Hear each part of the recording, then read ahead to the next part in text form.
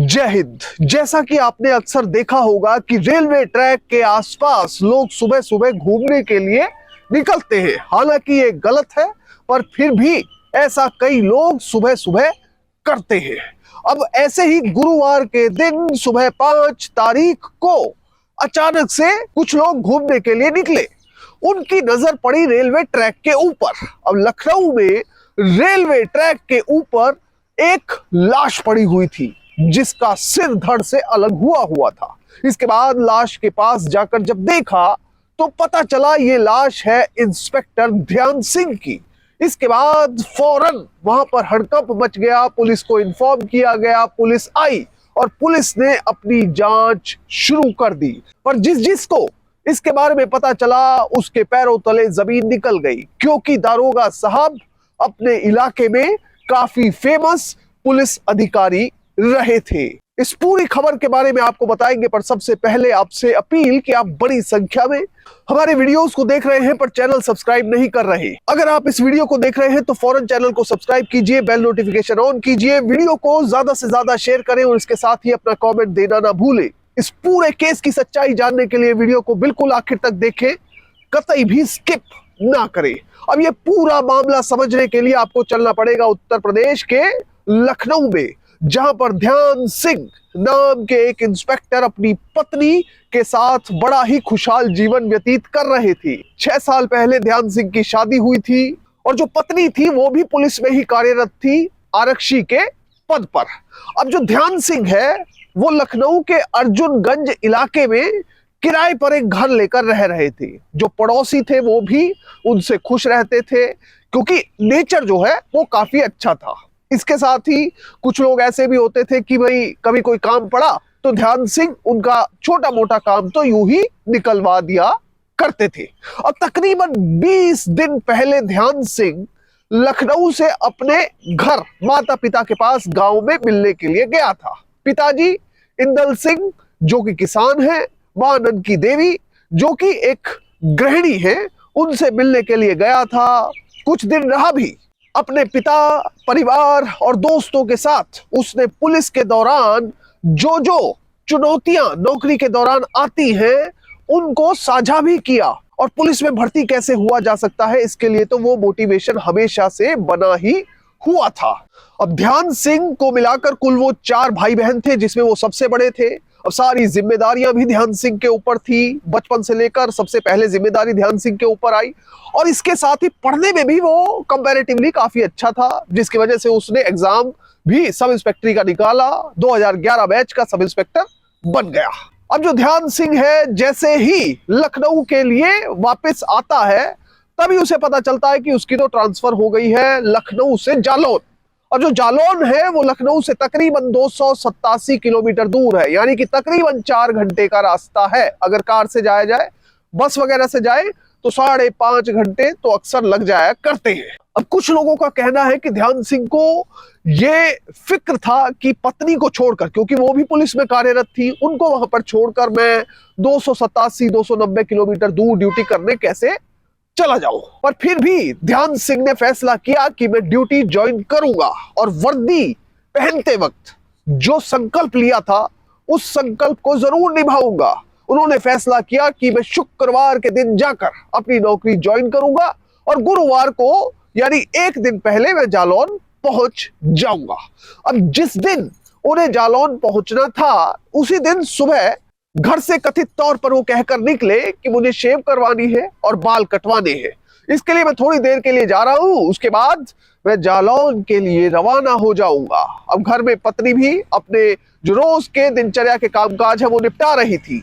अब reported facts के मुताबिक कथित तौर पर ध्यान सिंह घर से निकले शेव करवाने के लिए और बाल कटवाने के लिए, पर इसके साथ ही वो पहुंच गए अपने निर्माणाधीन घर में।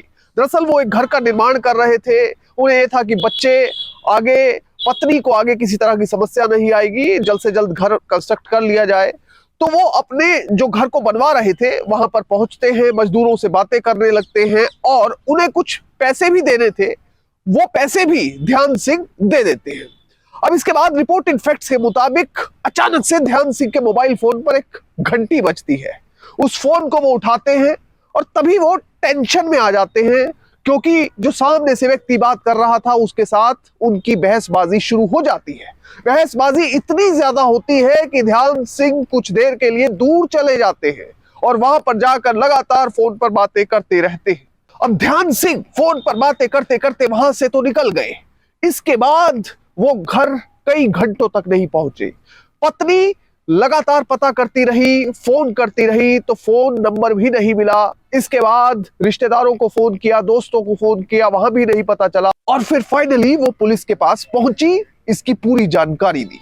अब पुलिस को जैसे ही अपने दारोगा के लापता होने के बारे में पता चलता है, सभी के पैरों तले जमीन निकल जाती है। दारोगा साहब को ढूंढने की कोशिशें शुरू हो जाती है। इस बीच अचानक से कुछ लोग रेलवे ट्रैक के आसपास घूम रहे थे, जो कि सुशांत सिटी के पास मौजूद था। इस रेलवे ट्रैक पर घूमते हुए लोगों की नजर पड़ी एक लाश पर, जिसका सिर धड़ से अलग हुआ था। अब इसके बाद लोगों ने फौरन पुलिस को इन्फॉर्म किया। वहां पर कई लोग इकट्ठा हो गए, पुलिस मौके पर पहुंची। शुरुआत में तो मृतक देह जो है वो पहचान में नहीं आ रही थी। अब जब चेहरे को ध्यान से देखा गया और रिकॉर्ड को खंगाला गया तो पता चला ये तो दारोगा साहब, इंस्पेक्टर साहब की लाश है। इसके बाद हड़कंप सा मच गया। अब ये किसी ने हत्या की या फिर ध्यान सिंह ने खुद ऐसा कदम उठाया, किसी की साजिश है, या ये सब कुछ हो कैसे गया, ये किसी को समझ नहीं आ रहा था। अब पुलिस की जो जांच थी उससे पहले हुआ पोस्टमार्टम में ये निकल कर आया कि जो एंटीमार्टम इंजरी है और इसके साथ ही ब्रेन हेमरेज, इसके कारण ध्यान सिंह की मौत हुई है। पर असल में क्या ये हत्या थी या फिर ध्यान सिंह ने ये कदम खुद उठाया था या कोई बड़ी साजिश इसके पीछे है, इसका पता लगाना पुलिस का काम था। अब पुलिस कई एंगल को खंगालने में लग गई। अब जो नंबर 1 फैक्ट है वो ये निकलकर सामने आया कि जब फोन पर आखिरी बार दारोगा साहब किसी व्यक्ति से बहसबाजी कर रहे थे तो उसके बाद ऐसी घटना हुई, तो हो सकता है कि उन्होंने खुद ही ये कदम उठाया हो। इसके साथ ही पुलिस ने सीडीआर निकलवानी शुरू कर दी, यानी कि जो कॉल की डिटेल्स है वो निकलवानी शुरू कर दी, यानी कि किस नंबर से फोन आया था, किस व्यक्ति का फोन था, कहां से वो बोल रहा था और क्या बात हो रही थी। अब पुलिस पूरी तरह से ये पता लगाना चाहती थी।